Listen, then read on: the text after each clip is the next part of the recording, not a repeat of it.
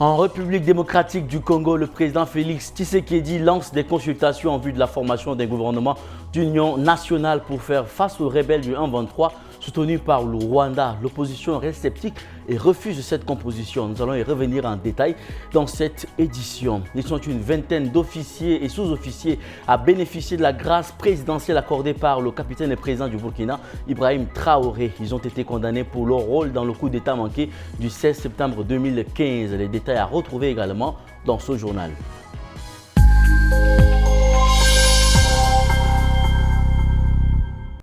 Mesdames et messieurs, bonsoir et bienvenue sur Tchad Info TV. Les consultations initiées par le président Tshisekedi en vue de la formation d'un gouvernement d'union nationale reprennent ce lundi 31 mars à Kinshasa. Une semaine après, l'opposition reste sur sa position et refuse toujours une telle proposition. De son côté, le régime estime que le gouvernement d'union nationale devrait permettre de faire face à l'agression du pays par le Rwanda qui soutient les rebelles du 1-23.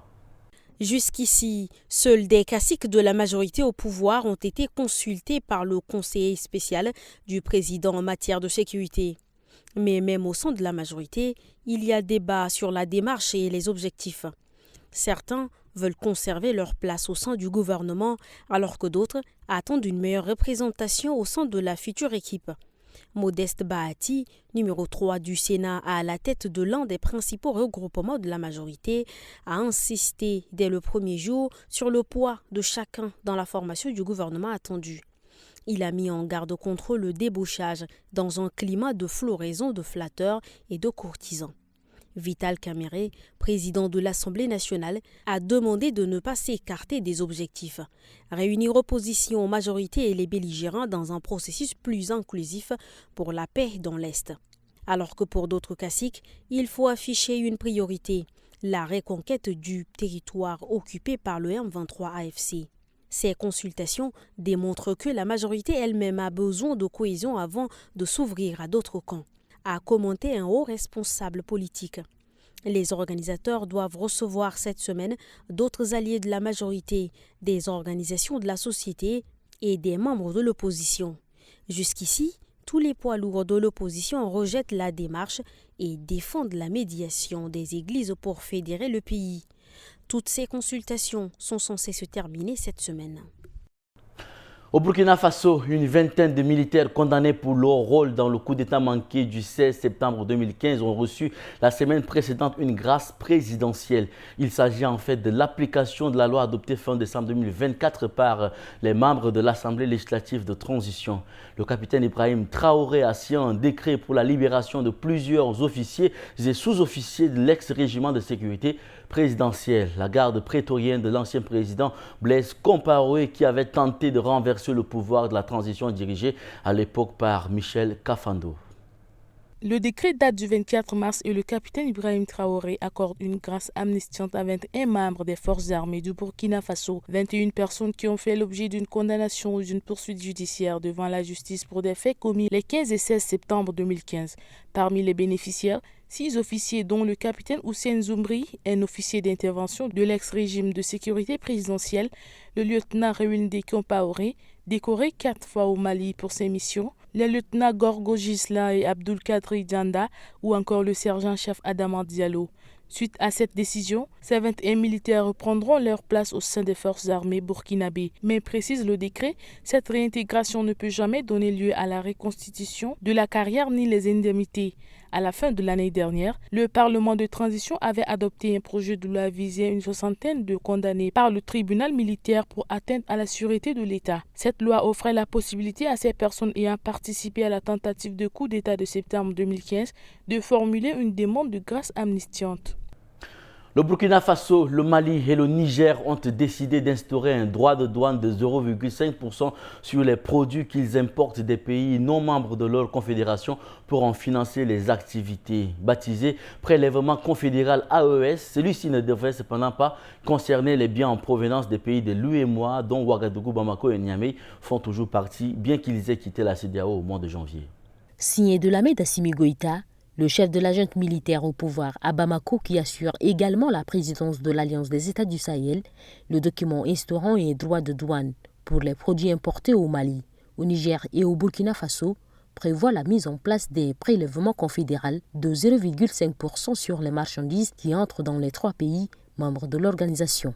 En revanche, cette nouvelle taxe ne sera pas appliquée aux marchandises en transit ou issues des pays de l'AES, ni même à celles d'un État ayant signé un accord douanier avec eux, précise le texte. En théorie, les produits en provenance des membres de l'Union économique et monétaire ouest-africaine, dont le Mali, le Niger et le Burkina Faso, font toujours partie, malgré leur retrait de la CEDEAO au mois de janvier dernier, ne seront donc pas concernés. En fait, cette taxe prendra plutôt la forme des transferts du prélèvement douanier du même taux déjà en vigueur aux frontières extérieures de la CEDEAO au lieu de le restituer à l'organisation régionale ouest-africaine.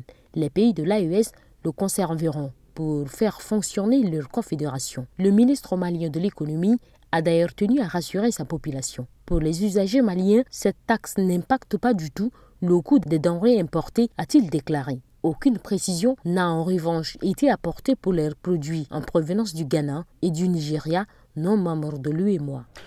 Au Soudan du Sud, le chef des forces de soutien rapide FSR, Mohamed Hamdan Daglo, dit Hemeti, a reconnu dimanche 30 mars avoir perdu le contrôle de la capitale Khartoum reprise par l'armée jeudi dernier. Un revers qui ne l'empêche pas d'assurer que ses troupes reviendront avec une détermination plus forte et de rejeter toute idée de négociation, comme l'a fait également son rival, le chef de l'armée Abdel Fattah al-Burhan. Plus que jamais, les deux hommes semblent irréconciliables.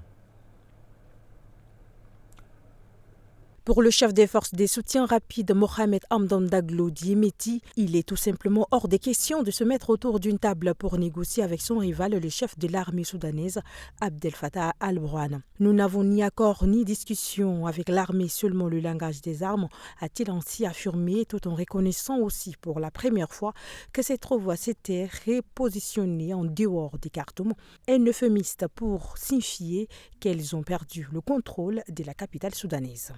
Dans un discours adressé à ses troupes et relayé sur les réseaux sociaux dimanche 30 mars, Hemeti interpelle aussi tous ceux qui pensent qu'il y a des négociations ou des accords en cours avec l'armée, affirmant qu'ils se trompent. Des propos qui font écho presque mot pour mot aux déclarations tout aussi belliqueuses du camp adverse après avoir revendiqué le contrôle total de Khartoum dès jeudi 27 mars, le général Abdel Fattah al-Burhan a aussi estimé dans la soirée du samedi 28 mars que la guerre ne pourrait en effet s'achever que si les FSR déposaient les armes. Pour Ronald Marshall, chercheur à Sciences Po Paris, ces déclarations laissent penser que le scénario le plus réaliste à l'heure actuelle reste celui de la guerre, alors que, dans le même temps, les alternatives diplomatiques semblent bien minces. J'ai tendance à penser que dans des semaines qui viennent, le gouvernement soudanais a les capacités militaires pour lancer à la fois une offensive en vue de sécuriser le Kordofan,